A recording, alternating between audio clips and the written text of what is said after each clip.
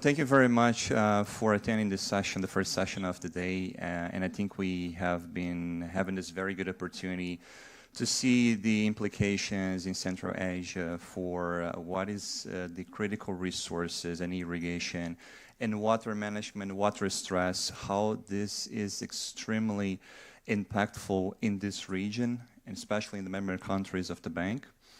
And as we're talking about this event is about sustainable development, we also need to consider social and environmental standards, which is the objective of this next session, that will have the opportunity to hear from peers. So this is like a peer learning session, which is very important to have distinguished MDBs in the region.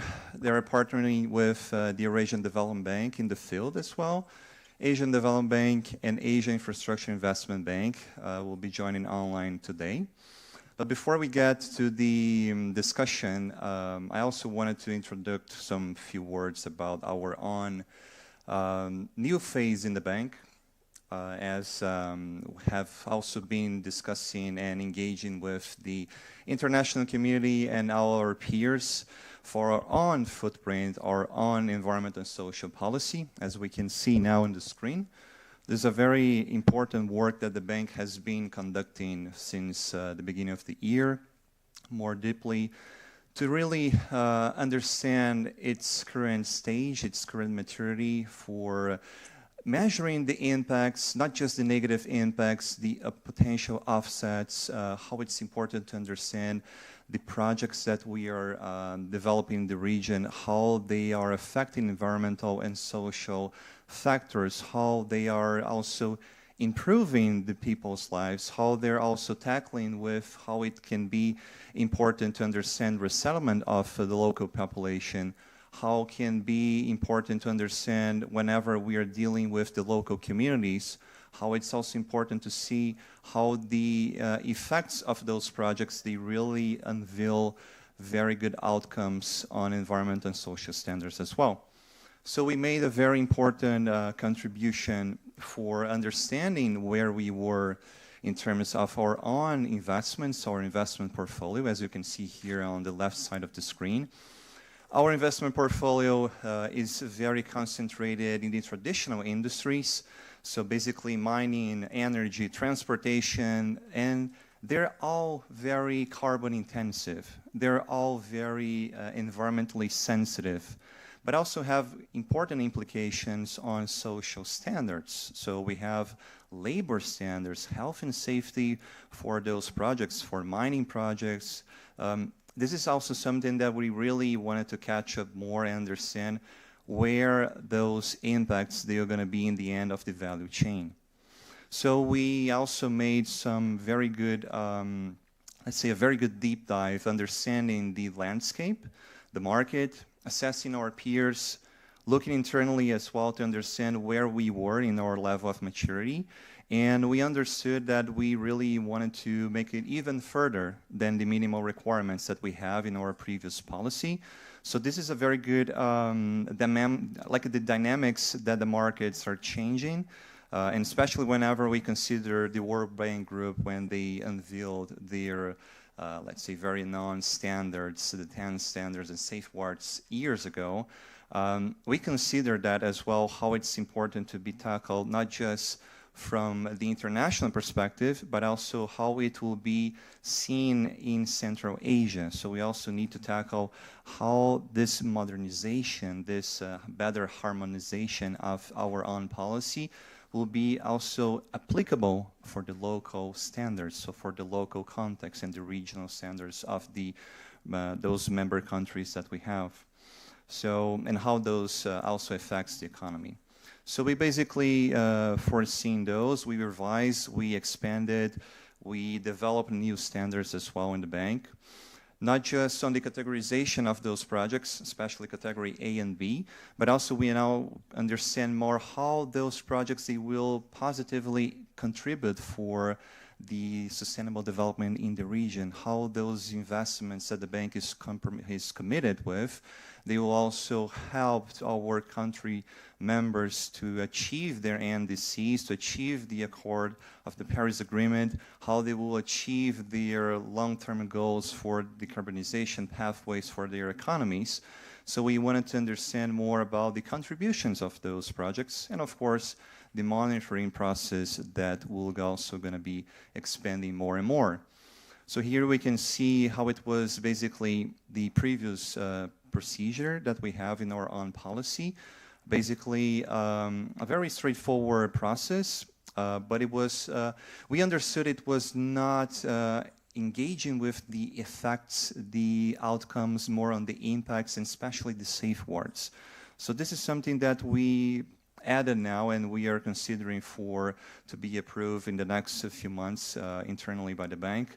Those better outcomes that we really going to be able to sustain, that we are really understanding the risks, mitigating those risks, helping our clients to really understand their exposures, understanding how they are also in their maturity on the sustainability curve. Basically, we also have now the profiling of those clients, so we also give back to the clients to understand, they also can understand how they are in this journey. So not just in the project sense, but also in the project executor, those companies that are responsible for developing those projects in the field. And here we can also see a more schematized vision on this, but basically we also, a very good point, the exclusionary list, which was more prone to social no-brainer safeguards before, and now expanded to environmental as well. A very robust exclusionary policy, but we always have to remember that in Central Asia, how dependent are the countries on traditional industries, on hard-to-abate industries as well, very carbon intensive. So the bank is not positioned to completely phase out from day one to day two, financing coke plants, for instance, oil and gas. Those are very important for the economies in the region, and the bank understands that we need to support those industries to transition. So to transition orderly for a better outcome, for a more resilient economy, and for their own industries, and the impact of those workers. So we're going to be leaving no one behind. Exactly, that's what it means. We need to also sustain those industries to transition orderly and not just completely phasing out. We are not able to see this in this region. We need to really help those more hard-to-abate industries to effectively move forward smoothly, phasing down and in an orderly manner, for instance, moving from coal to gas and other technologies, retrofitting plants, helping to modernize those plants. But in other cases, of course, the exclusion list, it will not finance anymore those projects or potential projects that are not aligned with international standards, with the legislations, and they're also ratified by our country, member countries. And here are just more detail about some of the specific resources that we also unveiled for this example, the contributions of the projects. So we understand more how the effects on environmental and also social implications, positive implications that we see for those projects. For instance, the safety of those projects, the job creation opportunities during the phase, the execution, and after the execution of those projects. How this is going to be tackled with the local communities, how those projects will also hear and have grievance mechanisms to understand and hear everyone which is interested and impacted with those projects. And again, also with the better alignment with the taxonomies, and even not just the Russian and the Kazakhstani national taxonomies, but also the bank is looking for understanding even more broader standards like Climate Bonds Initiative, the European Union taxonomy, and even the upcoming model taxonomy on the Eurasian region, which is also under progress. So we can also see here the Profiling Forum is another initiative of the bank, which is also very important to understand those key risks and also opportunities for the project executor or who is responsible for implementing those projects that we are going to be financing or is up to financing, how they are on their own maturity journey on sustainability. So this is like a profiling that the bank will send bilaterally to the project executor, to the company, which will be optional for receiving the finance. And they will also understand how they are in this journey. So basically how mature, how risky they are, where they need to fill the gaps, where they need to better improve, where they already outstand rather their peers, compared to their peers as well. And the social and environmental safeguards that we also have this draft policy right now. So we have basically 8 safeguards. They're going to be used for all the projects, for all the industries, independently of the industry being more carbon intensive, more hard to abate or not. This is going to be all across all the sectors and regions that we operate. So basically comparing as well what we did with the peer analysis of our other MDBs, especially the World Bank Group, we consider that we also need to expand not just on the specific directly impacts of the project, but also how it means with the cultural heritage, the labor standards, the impacts on the local communities, and also the implications after as well the project is implemented. So basically, this is where do we stand right now in our revamped policy, which will be expected by the end of the year. We're going to have more results and to be published soon as well for the public. So this is also like to kickstart the session, how it is important, how it is technical as well, to understand how those safeguards, they have very important implications on the projects. And that's also why we wanted to have this session as well as a peer learning from 2 very important MDBs that are operating in Central Asia, and that can even provide more their deep expertise since they have implemented those standards many years ago, especially on the ADB, which is going to be our first intervention from, I think, Sona and Armin, you are, yeah, please. Well, before we move into discussion the next presentation, we'll probably do, well, we're doing it in reverse order, but Konrad immediately jumped into his presentation. But first of all, I'd like to introduce Konrad Albert. He's Director of Sustainability of Eurasian Development Bank. And just a quick reference to our general topic for today, which is how we can assist for sustainable development of a region by joining forces of different organizations. And as we heard in the previous session, it's quite interesting on water. Before doing anything, you have to start registering this. You have to start making sure that you have water meter readers to calculate impact or to calculate results of what you're doing. The same pretty much refers to sustainable development. We all talk about this, but different organizations use quite often different metrics. That's why we decided that it's quite important to share our knowledge and expertise with each other to make sure when we use the same words, we have the same meaning behind it, and that meaning is reflected in our own actions. And for that reason, we are actually gladly presenting our changes, because we started with ourselves, and we think that our changes in social and environmental policy should be more aligned with the ultimate goals, and hopefully more aligned with what our colleagues from our organizations are doing. So with that, again, sorry for a little bit reverse order of introduction and then the main speech, but Konrad, back to you, please. And that's very important, because we need to really modernize and keep evolving. It's not just a one-way only policy.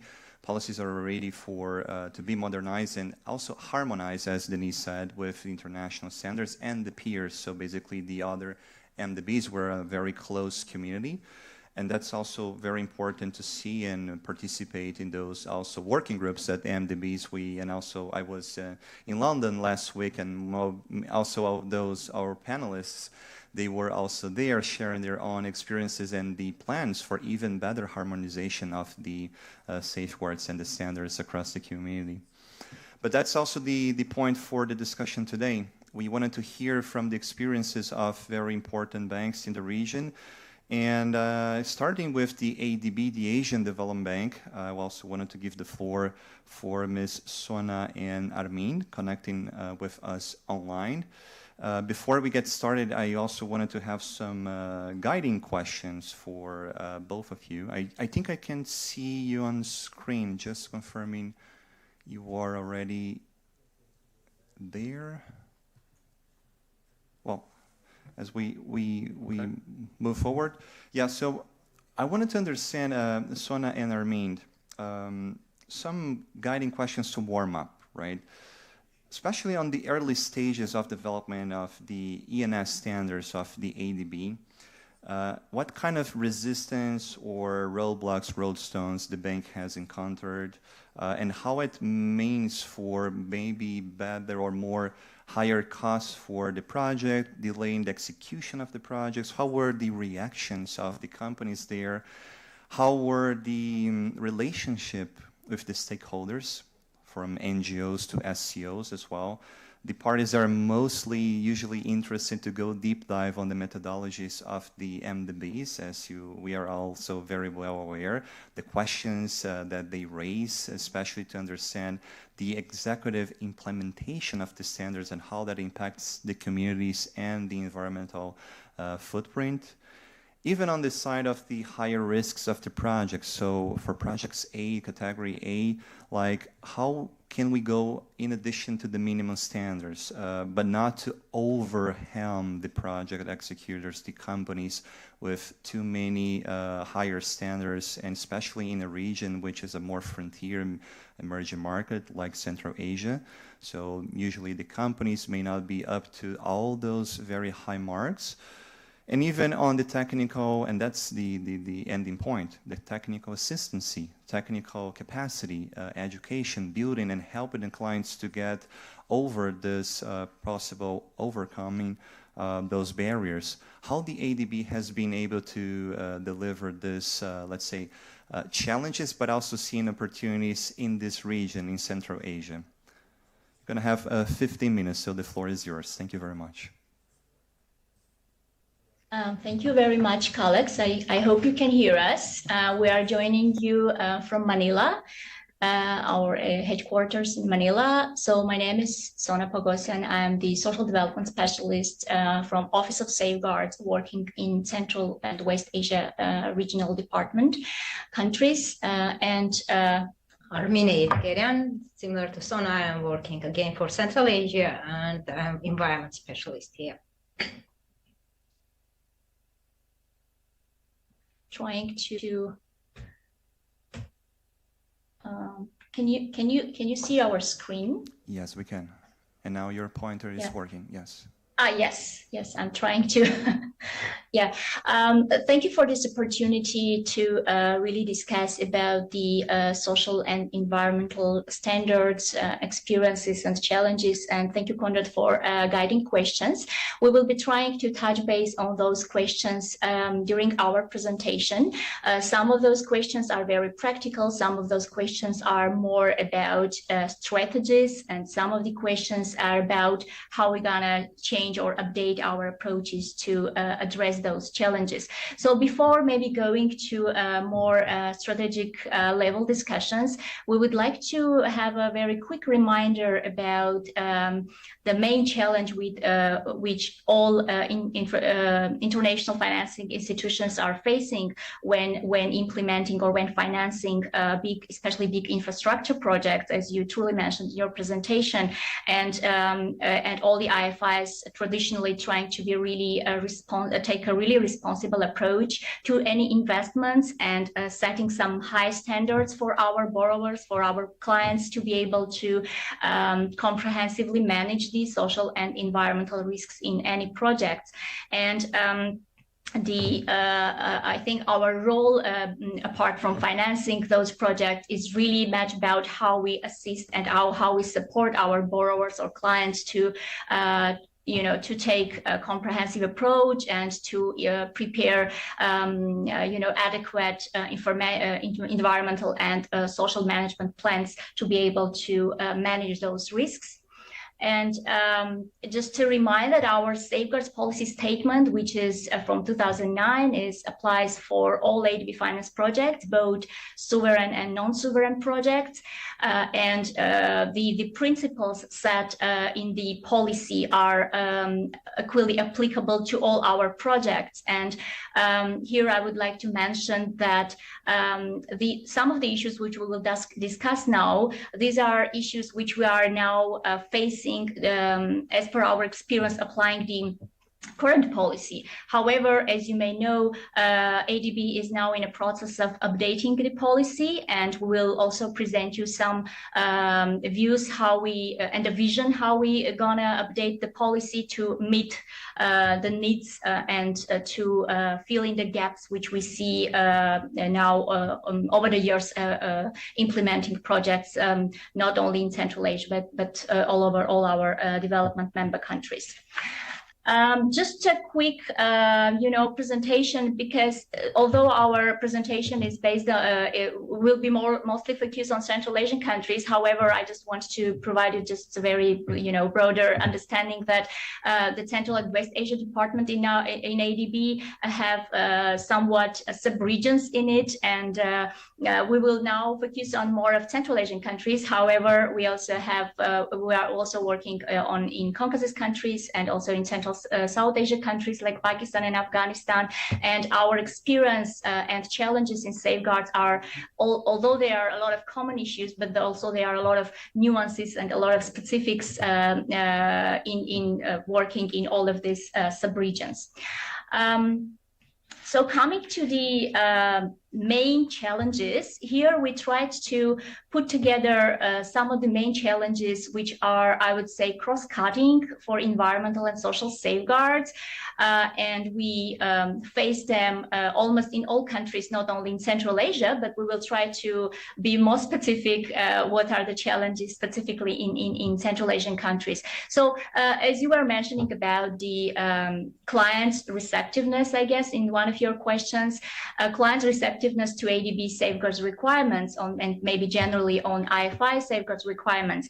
Of course, we can see that there is some this receptiveness somehow grows a little bit recent years, and I would say that this is mostly related to the fact that we are working with some of the clients and borrowers over the years, and of course at the beginning of any project, especially when the borrower or the client works with the IFI first time, we encounter a lot of issues starting from the very practical and logistical issues up to the high-level institutional level issues. However, we can see and we can observe some increasing receptiveness to ADB safeguards requirements in Central Asian countries. Not in all of them.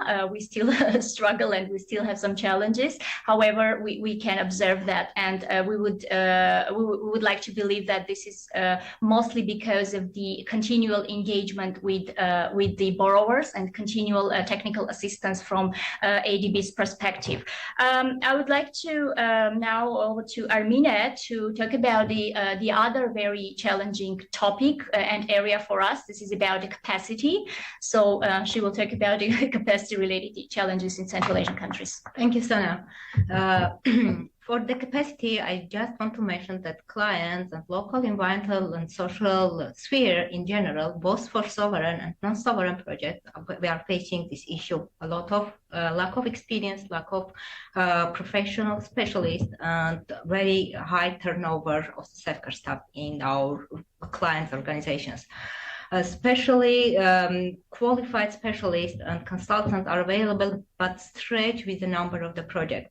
Especially like for FI sector, resources are particular care, but also for renewable projects like solar projects. There are also facing a lot of issues in Central Asia. Competent resources are hard to find, and they retain for the client. There's a big need for capacity building, which is difficult for clients to implement, especially for solar projects that have very fast-paced construction stage, and turnover stuff, it does not allow to build sustainable capacity.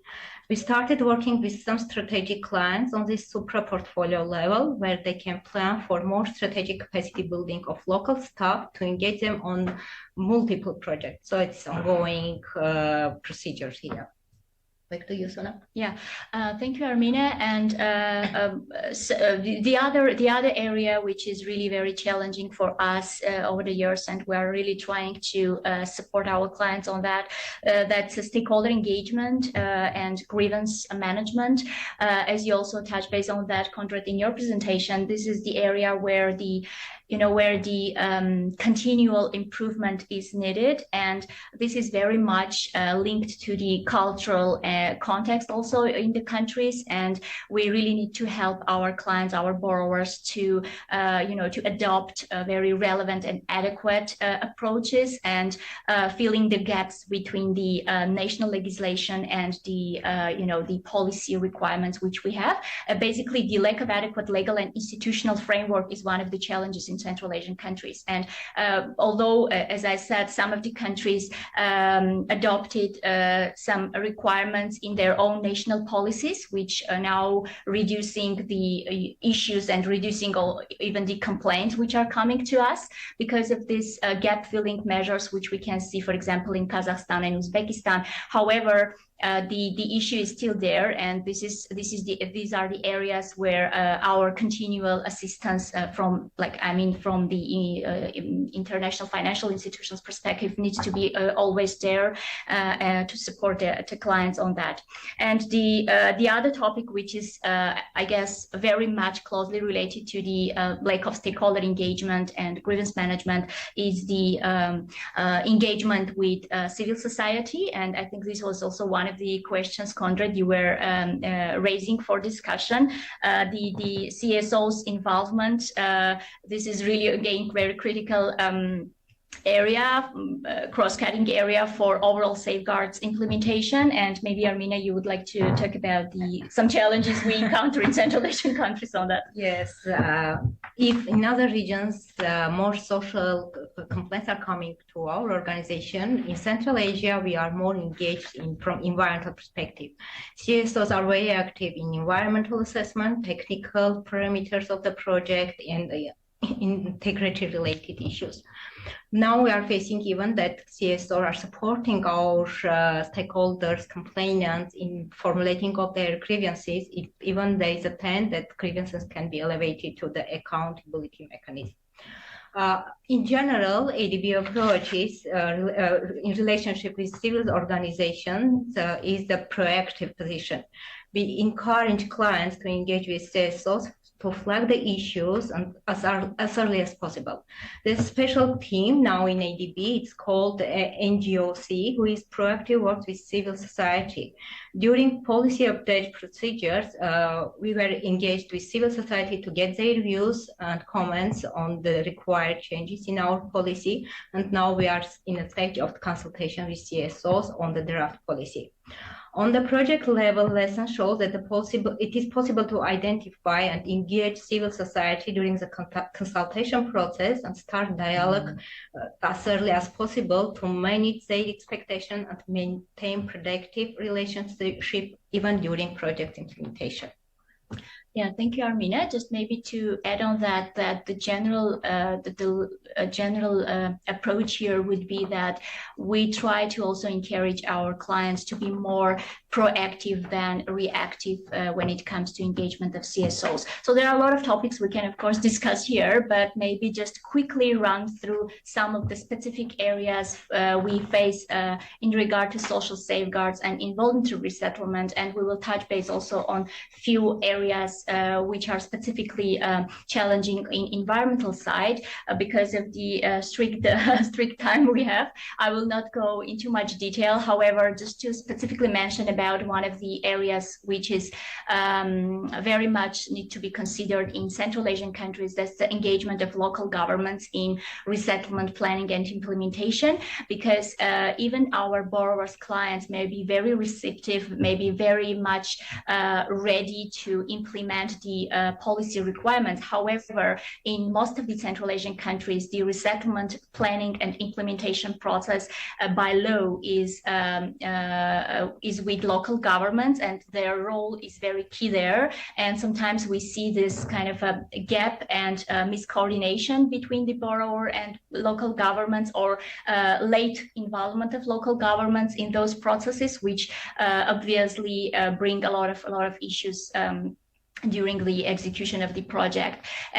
We also face both in sovereign and non-sovereign projects some lack of understanding about livelihood restoration programs and some inadequate attention to those who are economically displaced.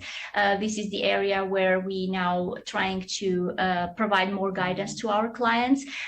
Traditionally, other areas of issues is our valuation, because in Central Asian countries and in some of the countries, we do not have independent valuation institute involved, and this is mostly with the government, and this again bring us to a lot of gaps to meet our policy requirements, and again a lot of capacity building, both short-term on project level and long-term level needed here. We face also some issues with the social due diligence on past land acquisition processes when it comes to private operations. So those are the areas where we still trying to improve a lot. Maybe I will just pass to Armina to talk about some of the specific issues in environment before we go to more general discussions. Yes, thank you. I will try to be very short, because there are a lot of issues that should be covered under the environment, but I will provide here for four main issues. The first one that Sona, please move forward. Yeah, sorry. Maybe I will continue. So the main areas where we really face a lot of challenges in environment, these are really incorporation of the environmental impact assessment and management plan suggested mitigations into the detailed design, sometimes, and bidding documents and contracts. Sometimes those documents and mitigation measures not really well harmonized, incorporated with each other, and this of course bring us to a lot of issues during the implementation.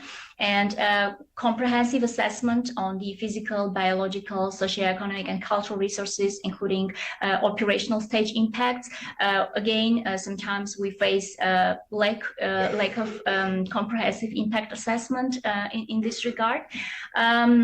We face in some of the projects labor and working condition issues on site, and difficulty in tracking and monitoring those by the clients. And we are now trying to be more, attentive to those issues. And of course, more general approach here is that limitation on a management, monitoring, and reporting and oversight on contractor and subcontractor, because we are not really directly monitoring the contractor and subcontractor. Of course, this is done by our clients and borrowers. However, we see some gap on that part, and we are really trying to work with our clients to straighten their capacity on that part as well.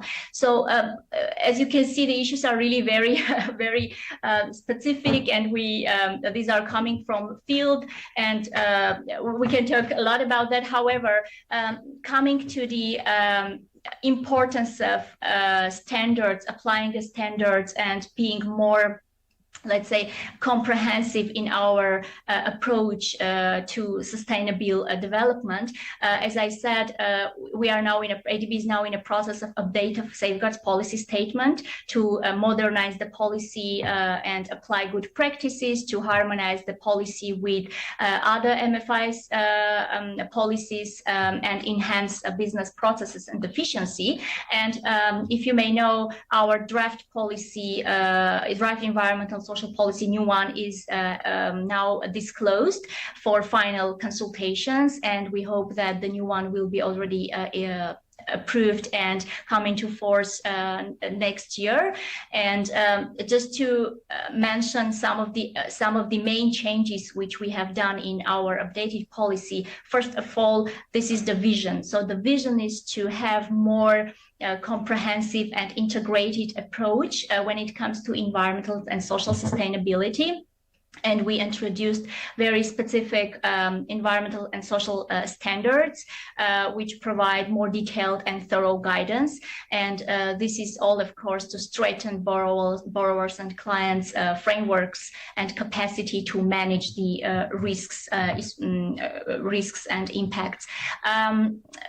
One of the main updates or in our approach is the risk classification approach. As you may know, in a current safeguards policy of ADB, the risk classification is done separately for 3 areas. These are environment, involuntary resettlement, and indigenous people, and some other areas are cross-cutting throughout these policies. However, in the new policy, and each of these areas are separately classified, like to category A, B, C, and FI. However, in our new policy, we would like to take more integrated approach to environmental and social risk screening and classification to be able to capture the direct and indirect and cumulative impacts, inheritance risk factors, vulnerabilities, sensitivity of people and environment, and also to look at the contextual risks factors and performance and capacity related risks. And in our new policy, the projects will be classified with this integrated approach, taking into consideration all of these main challenges or main risks we have. This is just a quick view on the standards. So we will have 10 standards, specific standards in our new policy. I don't want to go into details now, but just to give you an understanding that now we have specific standards for social and environmental areas. And coming to maybe a main point related to the economic feasibility and the potential adverse ESG effects, and I think, Konrad, this was also one of the questions you wanted us to address in. Obviously, the adverse and positive ESG impacts are part and parcel of the cost-benefit calculation for any development project, and the economic feasibility is only one of the multiple factors here. And ESG establish participatory rules for engagement on ground and provides kind of a social license to operate for any project. And we think that ESG allows us to expand financing resources and opportunities for growth.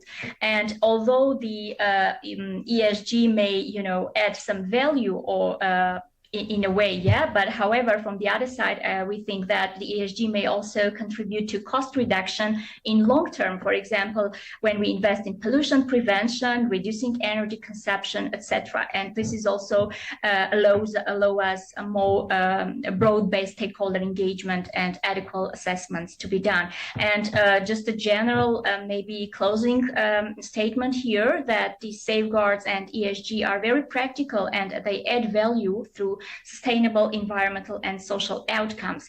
And safeguards may improve companies' adaptability and make companies' own operations more sustainable. And this is where we as IFIs, developing partners with our borrowers and clients, need to provide continual support and technical assistance. And just to again address the question about the technical assistance effectiveness, we do a lot of technical assistance when it comes to safeguards, and we have general technical assistance to help the clients on a policy level interventions, but we also have very practical technical assistance programs. Like in our department, we now have a specific technical assistance for social safeguards and for environment, and this provides very much on-hand support to all our clients to address the environmental and social compliance to our policy. So this is... Can I add something? Yes, please, Armina. We have also now knowledge tier that we are sharing with government knowledge products, and they support this project. They provide their part, and ADB is providing assistance for development knowledge product in different spheres, starting from environment, social, economy, energy, everywhere. That's all. Thank you, colleagues. I hope it was we could take in the time, and we are ready for a discussion with colleagues. Thank you so much. Armin, we hope you're all right. Are you okay? Sorry for my cough. It sometimes happens. Yeah. Not the proper. Okay. Sorry. Sona and Armin, thank you very much for this very insightful presentation and very technical as well, but also very practical. I was taking some notes, and I think they're very important to highlight for what we can even have the floor for Mrs. Zhang in the next part of the session. So it was highlighted the importance for the policy to be applicable to all the projects, the specific nuances and the specificities on different countries in the region. The ADB on the process also for updating its policy to meet the enhanced needs of the market and filling gaps. There are now gaps in the sense that we are evolving, so that's also expected that we need to enhance and improve our policies in the future. The capacity issues, lack of experience, high turnover with some cases of some clients, the importance on the stakeholder engagement and the applicability of grievance mechanisms, discontinued work linked to the cultural context of the countries is extremely important to tackle. And also this is an opportunity for collaboration with those parties. And you also mentioned the CSOs in Central Asia being very engaged in environmental issues, which is also very important to see, and we need this contribution. And you also mentioned that then I think this is a key message as well, in the very early stages of the projects, to have everyone on board and hear their voices, rather than having this opportunity in the last stages of the projects or when it's already being implemented. And you also mentioned about this lack of independent evaluators in Central Asia and how this goes in a more burden for more capacity needed also from the bank side. And also you mentioned about this very important update on the policy, especially based on the project's risks, this additional category integrated approach, capturing these cumulative effects and the impacts and the context of the risks. And even as you close with the technical assistance to ensure the execution of the safeguards, and I think this is also critical, especially in this region, how the bank can be supportive locally with those parties. So I think this is a very good warm-up for what we can now address to the AIIB, especially on this context for large or very important infrastructure projects. Mr. Zhang is also joining us today online.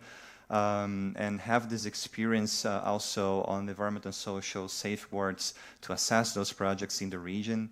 I also wanted to warm up with some guiding questions, Mr. Zhang, especially when we consider a very bold statement, a very important message to the market when in 2020 the AIIB stated not to be willing to finance anymore any coal-fired power plants and even projects that will be more functionally related to coal. And in 2022, the bank formalized this position which is a very important implication for the region, especially when you can consider this on the exclusion list, when we can see this rolling back for the legacy of the brownfield projects. How can we expect the bank and the role of the bank for supporting maybe those existing plants to maybe toward lower carbon alternatives, maybe applying repowering those plants from, let's say, coal to gas, supporting the modernization, or how effective is to even apply the ENS standards in whenever we compare greenfield and brownfield projects to transition to and to support the transition finance, not just in this sector but also other sectors, and how this can be the signal for the market, right? As the bank is making this position, which is a very important position to support the member countries as well in the region that are shareholders of the bank to achieve their long-term climate objectives. And even considering that as a first question to think about, also the enhanced ENS standards that we saw from the colleagues from the ADB, how you can maybe even touch base upon on the AIIB side, what has been considered, what is being also being learned from the peers, also to be in a different time horizons and that can be implemented in the field. Even how the MDBs, they can promote those initiatives and incentives for the borrowers to also develop these standards on their own, on themselves, right? When we see some borrowers, they don't have this capacity. So how the bank can also be supporting those clients with the applicability of those standards and adapted to the local reality and the local maturity as well. And a guiding last point that can be interesting to hear from your side is, and your experience, in your opinion, considering these regional nuances that we heard from the previous presentation in Central Asia, do you believe that applying the ENS standards in infrastructure projects, which may involve those varying regulations that we see and those especially transboundary, cross-country aspects, they may present also higher levels of complexities to really fully implement those standards in emerging markets and in frontier markets like in Central Asia. So this is like a context about ENS current standards, what we can expect in the future from the AIIB, the experience in promoting and highing the standards with the companies that you finance, and this very important statement for the transition of finance, especially on coal. You have the floor. Thank you very much. Thank you very much, Conrad, and good afternoon, colleagues. Sorry, I don't have a presentation, so I will just talk and verbally, I will massage my talking points around the questions Conrad has posted, and some directly, some indirectly. A few words about myself first. I just joined AIIB a few months back, 4 months back actually, as the principal environment social specialist and also head of the social environmental team, AIIB. And before then, I was with the World Bank for almost 30 years in different capacities in different regions. And before retiring, before leaving the World Bank, I was lead social development specialist in the operation policy vice presidency of the World Bank. In the past few months, I have learned quite a bit about AIIB itself. It was a sharp, quick learning for myself.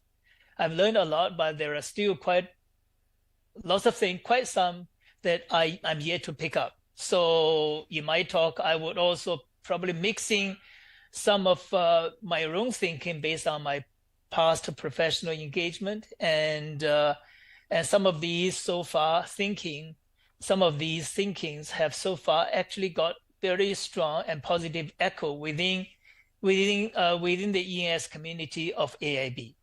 Okay, first of all, thanks a lot to AIIB colleagues. They have covered a lot, and to a very large extent, we share a lot. So I'm not going to repeat this. The policies, objectives, issues, challenges, we share very much the same. Probably I will be just talking about more on the differentials, the areas that we are different and we do things differently, slightly differently. First of all, AIB is called Asia Infrastructure Investment Bank, but actually its footprint is global.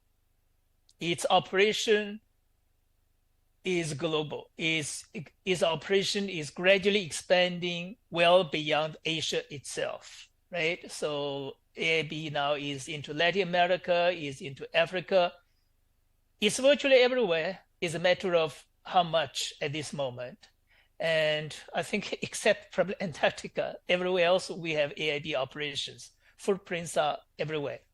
AIB overall is structured into two regions. You have South Asia, Southeast Asia region as one, right? South Asia, Southeast Asia as one region. Then we have the rest of the world as another region. That's how it's structured, two regions. And as I mentioned, its operations are heavily Asia focused, and it's gradually expanding well beyond Asia. Now AIB is into Africa and is into Latin America as well. So that's the overall structure. Within this, the social environment unit sits in a department we call Operational Service Department. And this department has procurement, financial management, and environment social. And we are this is the unit at the front line providing operational support to various project teams on social environmental matters. Of course, we have another unit upstairs called Compliance Unit. They look at the policy interpretation, review, and compliance, meaning they do clearances. We do the job, they do the review and clearances. That's how it's overall structured. And AIB, there are a few things when we come to AIB. AIB, first of all, unlike the World Bank, say with the World Bank, let's say aid World Bank, Asia Development Bank, African Development Bank, Inter-American Development Bank, with all these MDBs, we share more or less the same policy, same environmental social policy. And it's just structured differently. World Bank has 10 standards, right? 10 performance standards. ADB has its own numbers and it's restructuring again. AIB has one policy, is called also environmental social framework, which includes 4 parts. One is a policy, then we have 3 standards. In terms of substance, the coverage and the substance covered, this ESF is the same as others. We have a policy, then we have ESIA, then we have resettlement indigenous people, then we have exclusion list, so 4 parts. So apart from resettlement indigenous people, the rest of the standards in AIB are all bundled into one standard, ESS1. So substance, we are the same. Issues covered, we are the same. It's just how it's formatted and packaged. So we share very much the same policy, and we share the same challenges. We face the same set of issues, and we face the same challenges globally and also in Central Asia region. But now there are some differentials here. One is that it's Asia Infrastructure Investment Bank, so we are exclusively focused on infrastructure. We are not engaged in human resources development operations, health, education, poverty reduction, environment protection, etc. We are heavily infrastructure focused. That's the first thing, and we are different from others.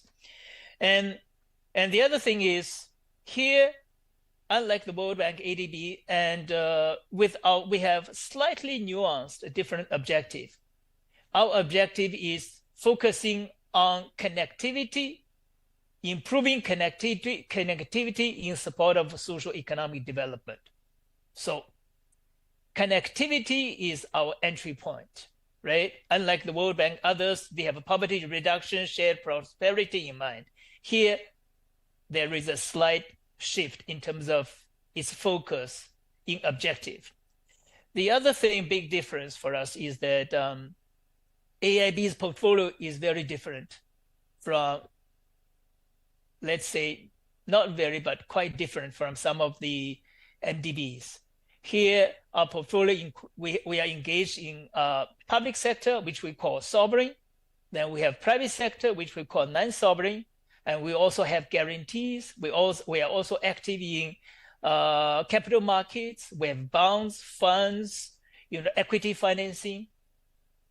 We have almost everything that are on the table in front of all the MDBs. So it's a very diversified portfolio, and yet the same policy and the same team to make sure it's followed, right? So there's a big challenge. So if you look at the World Bank Group, basically we have World Bank, IFC, MIGA, all together, plus capital markets. So it's a very diversified, challenging portfolio. The other difference is that World Bank, let's say World Bank and ADB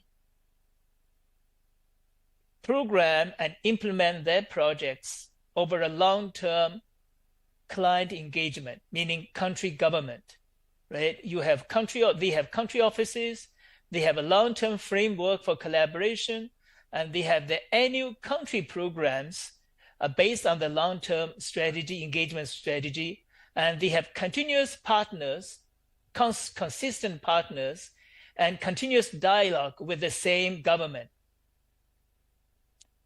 So public sector engagement, government is one important interlocutor for them in their assistance. But for AIB, we don't have the country engagement platform. We don't have a long-term relationship with the government. We don't have a long-term strategy. And we don't have continuous long-term engagement with the different ministries in the government. And we don't have a country team on the ground. And we are here very, very much focused on projects. So our engagement, our entry point of engagement in a country is project, is heavily project focused, right? Therefore, the extent and the depth of engagement in country varies a lot between AIB, let's say ADB or World Bank. So there's a major difference. Now, let me talk about the challenges. Now, ADB colleagues have covered lots of practical challenges we face on the ground. But overall, if you look at the challenges for us overall, if I may summarize at a higher level, I see two things.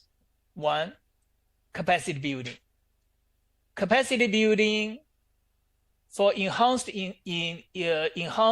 performance in country. So there is capacity building, there's a capacity gap and capacity building need in country. And the other thing is capacity within our institutions. And this is felt through all the MDBs, and particularly for AIB. AIB is this is the 8th year of its operation. So we are still a baby, trying to learn to walk. We're not running yet. So we are still a startup bank here. So internal human resources building, knowledge gathering and building, and system building is still a huge challenge for us. There's a big job ahead of us. So I would say overall, in order to deliver good assistance, effective assistance, and good performance at the project level on the ground, it requires consistent capacity building efforts, both internally within AIB and also with our clients on the ground. I would say that seems to be an internal sort of challenge across the globe in development work. So that's one. The second thing, very, very important, actually, is that I call it adaptation of a global standard of practice policy to our client countries and to our clients, where the systems, conditions, development status all vary. there is great variation in terms of country systems, political, social, economic, legal, tradition, culture, and the policies and the context, they all vary greatly. So when you come to apply a so-called international standard, you cannot use the same benchmark everybody. To make sure it actually happens in that particular context, country, sector, and project, you have to adapt it to that specific context. And that adaptation, whether we say it or not, whether we acknowledge it or not, is happening all the time. If you look at the history of our performance, of our policy performance and implementation, it's always an adaptation process, adapting it to a specific context. That's something very important. And that requires a lot: understanding, local knowledge, experience to massage, to adapt, and able to create something that works in country and at the same time meets international expectations. To me, that's a real big challenge. And from AIB side, moving forward, if we say, for example, we look at this, I would say there are two things that are absolute. Number one, in order to achieve or in order to contribute to our corporate objective, improving connectivity, supporting sustainable social economic development, in order to make that happen, we have to be engaged with our clients, with the countries, which means our projects have to go. And our projects, our systems are the platform where we engage, where we interact, where we learn from each other and support each other.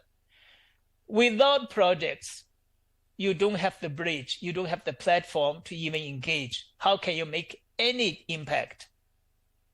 So therefore, business has to be delivered. Deliver something on the ground is very important. So that we have a chair there, we have a platform to talk, to work together, and to make something happen. So you can't say you have to achieve this regardless of what. The project, right, sometimes at the cost of projects. So our business line is very important. And that's the main vehicle for us to contribute to our objective. That's number one. Even often we don't cry a lot about this, but that's a matter of fact.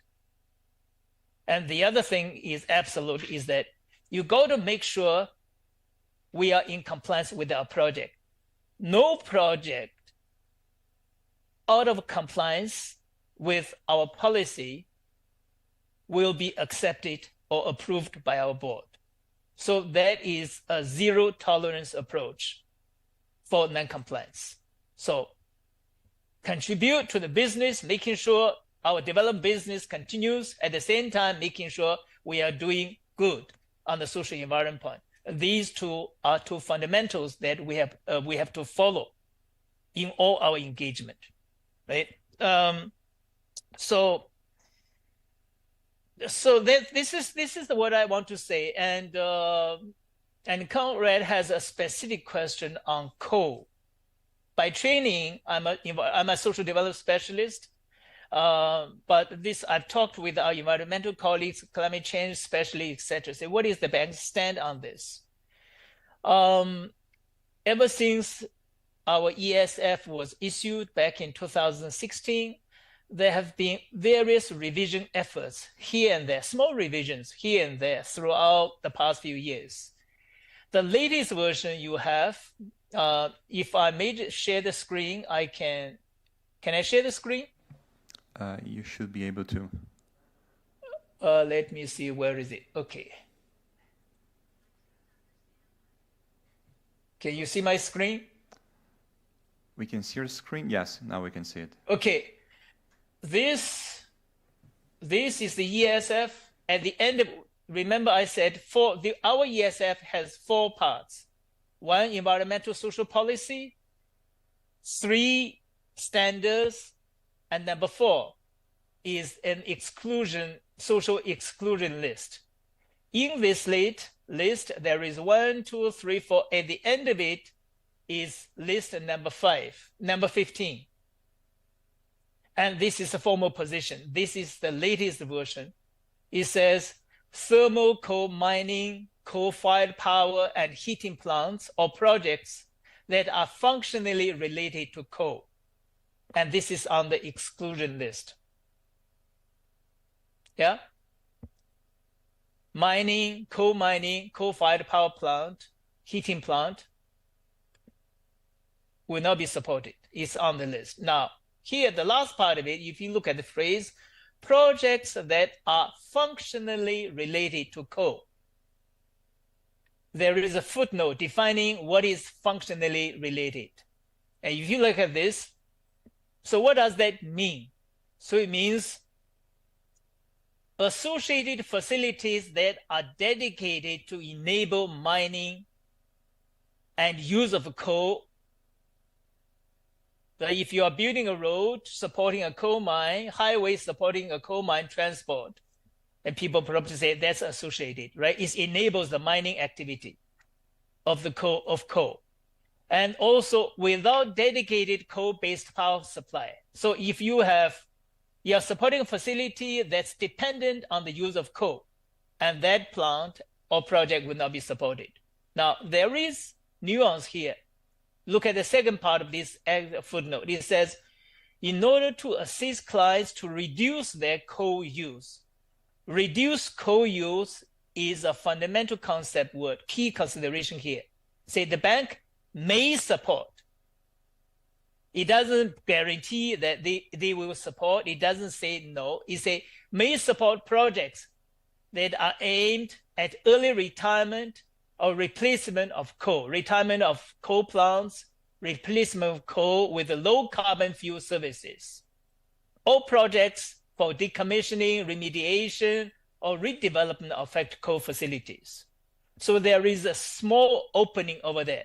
And the central consideration in this is reduction of coal use.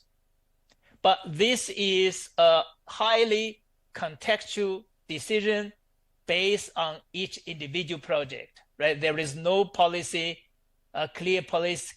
no clear policy cut decision say we're going to do this or no. They say you can do it, but that decision will be made on the project by project basis. Okay, this is the latest version. It is in the policy. Okay, let me stop here and look forward to further discussion on this issue. Thank you all very much. Thank you, Mr. Zhang. This was very, very important to hear, especially in the end, I think, this important discretionary consideration of the AIIB that the bank may support, and I think that's can be related to my question before, like for greenfield, that's given, that's no more part of the investments of the bank, but those are brownfield projects, if they have credible, scientific base, very strong commitments, probably that can be considered by the bank for the decommissioning, for the transition, as you said, to lower carbon alternatives. This is very important to see that there is this possibility to be considered as well. And I got some other important remarks that I also wanted to highlight to summarize your intervention.